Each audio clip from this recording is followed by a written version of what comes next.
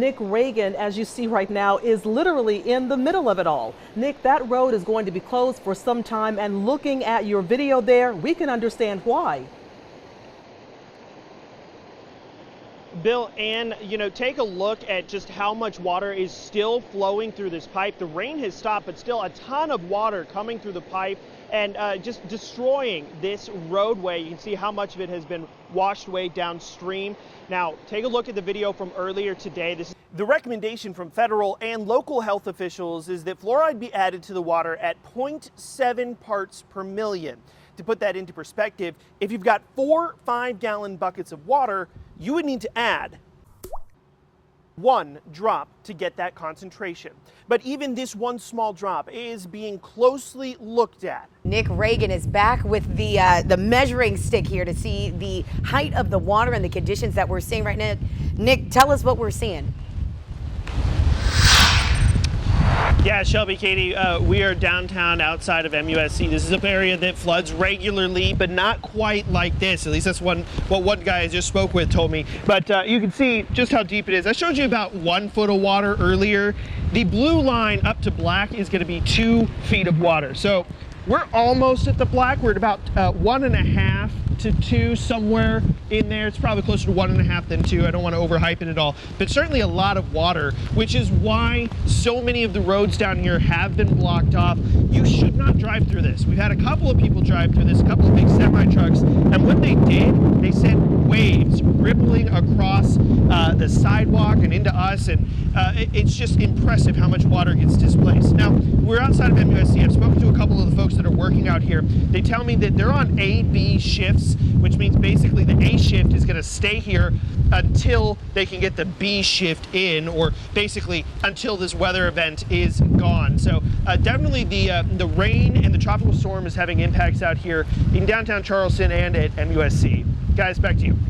President Donald Trump making South Carolina his first stop on his 2024 presidential campaign trail. He chose South Carolina to announce his leadership team here in the state. Along the way, he touched on common issues, including the crisis at the border, critical race theory, and foreign conflicts. It is live from the courthouse this morning. So, Nick, how close are we to the end of this trial? Guys, it is day 18 of the Alec Murdaugh trial, and the state said earlier in the week that they could be done calling witnesses as soon as today. Once they do rest their case, the defense, they'll be able to call their own witnesses, which they say could be a process that takes about a week. But both the defense and the state, they say that they expect that this case will be in the hands of the jury by the end of next week. So, Nick, you had your ruler out before, you had your ice scraper out. What do you have for us now? Good morning.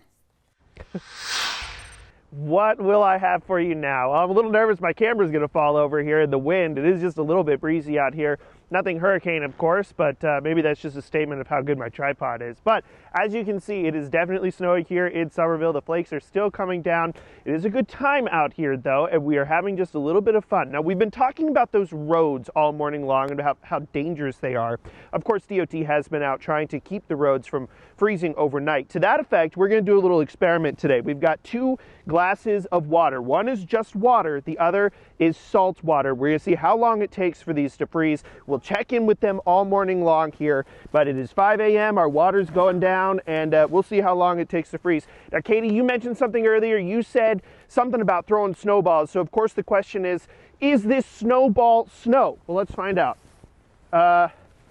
It is staying together, but these are kind of hard ice crystals. I don't know that you want to throw these at people, and yeah, it kind of broke apart. So maybe not the best snowball weather, but certainly go outside and give it a try. Guys, back to you.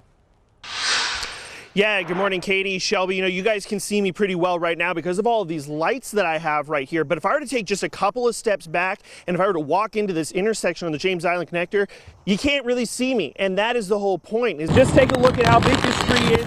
The root mass that I'm going over to, easily 6 feet tall. So you can tell just how strong that storm how strong Hurricane Ian is right now, being able to topple over this tree, uprooting it. One of the keys to this system is that it is much faster than standard metal detectors, and I can walk through with things like keys, a phone, even a belt without setting it off. This is just one of about 5,500 bushes here on this farm. And of course, lots of ways to eat blueberries, but my absolute favorite is to simply take them right off the bush. Most part, but again, this story is really about beach erosion. Take a look at some of the damage done here today. You can see several feet of sand has been carried off by tropical storm Nicole. Now, city officials, they tell me that they're going to need a lot of help, and we're talking federal help in order to get this beach back up to snuff. It includes a $5,000 salary increase for all teachers, a 10-step increase, which is basically an extension on the number of years that a teacher can continue to receive annual raises, and a $5,000 bonus. Now that will bring the total compensation for a starting teacher to just under $50,000, and with the bonus, more than $53,000. This empty field behind me is where Dorchester County Councilwoman Harriet Holman says she lives. At least that is according to her campaign paperwork that she filed at the beginning of the year. But as you can see, there's not much here except for a couple of outbuildings and a little bit of fence. The question of Holman's residency came up during the primary, but was never put in the spotlight. Now, ahead of the November election for Dorchester County District 1, the questions are being asked again. I think it's vitally important that you live in the area that you represent. It's a concern for folks. They want somebody that's here, that represents them, that understands their challenges. No, I don't know where my opponent lives at. The historic home listed on her campaign paperwork as her residence burned down in 2019 in a fire that killed Holman's son and sent her to the hospital. It's unclear where she's lived for the last 3 years, but property records show she owns another home in Santee, located in Orangeburg County. Holman declined an on-camera interview, but sent us a statement saying, quote, "The home in Santee is a vacation home that I have owned well before the tragedy occurred involving my son and house. I'm registered to vote at 6188 Banham Drive, as that is where I intend to live when we rebuild." Holman goes on to say she recently purchased this home next to the one that burned down. No one was home when I knocked on the door, and there's no property records to suggest the house was bought, but county employees say it can take a month or more for public property records to be updated after a sale. Like I say, it's a complicated issue.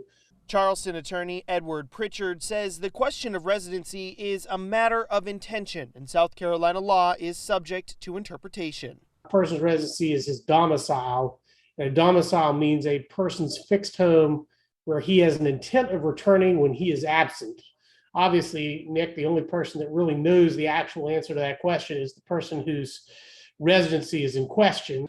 Both state and local election officials tell me that they can't weigh in on qualification issues, and only the parties can make decisions about whether or not their candidate meets the legal standards.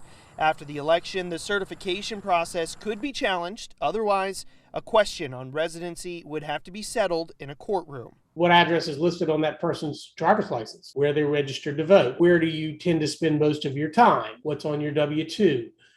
You would start taking all of those things and looking at them and trying to ascertain what is the person's intent with regard to where they're going to come back to. Ultimately, everything would go to the South Carolina Supreme Court in the case of the South Carolina office. Now, technically, Holman just has to meet election qualifications before the actual election, and election officials tell me that it doesn't matter that her current property does not match the same address that is on her campaign filing information. Now, again, we did reach out to Holman. She did say that she didn't want to do an on-camera interview, saying that she didn't want to participate in a, quote, inside politics issue. Reporting from Dorchester County, Nick Reagan, Live 5 News. For nearly 100 years, the Murdoch family has kept a stranglehold on the legal system in the southwest corner of South Carolina. Election after election, Murdoch filled the seat of the 14th Circuit Solicitor with the full power of the prosecutor's office over 5 counties. The rise to power started with Randolph Murdaugh Sr., who won the open seat in 1920. He was killed when his car got stuck on train tracks and was hit by a freight train in 1941. He left behind 2 children. His son, Randolph Buster Murdaugh, took over the solicitor's position before retiring in 1986, passing the torch to his only child, Randolph Murdaugh III. After 86 years of unbroken control over the solicitor's office, Randolph decided to leave in 2005 for the law firm Murdaugh Sr. started in 1910. He had 4 children, including Richard Alexander Alec Murdaugh, who's now on trial for double homicide in the shooting deaths of his wife Maggie and his youngest son Paul. The pair had another child, Richard Alexander Buster Murdaugh. Caleb Mitchell's mother knew that he was well liked, but she didn't know just the extent to which he had impacted the lives of others living in this community. You can see behind me a makeshift memorial at the entrance of the Isaac Apartments here, just feet from where Caleb Mitchell was shot dead. Now, his mother, Linda, says that he died a hero. Linda Mitchell remembers racing home after getting the call that her son Caleb had been shot. But when she arrived, it was already too late to say goodbye. When I saw him, I knew my son was already gone. And that, as a mother, it's gut-wrenching. It's beyond gut-wrenching, honestly. The Berkeley County Sheriff's Office had been called to the pool area of the Isaac Apartments on July 8th for a noise complaint. There were some, individuals in the pool area that were harassing many residents here that day. At the end of the day, Caleb was protecting his youngest brother, who is 12 years old. He died a hero. A graduate of Cane Bay High School, Caleb's family remembers him as a kind and protective person, always willing to help out wherever he could. I mean, I've had, like I said, so many neighbors come and just say that he helped them do this, or he moved furniture for me, or things I never even knew Caleb had done, because that was just the Caleb I know. Now the fight for justice begins. And I will fight them until my last breath. The Charleston County Sheriff's Office is calling it a tragic incident, saying they found no signs of foul play in the death of an infant boy at TD's House of Care in Ladson.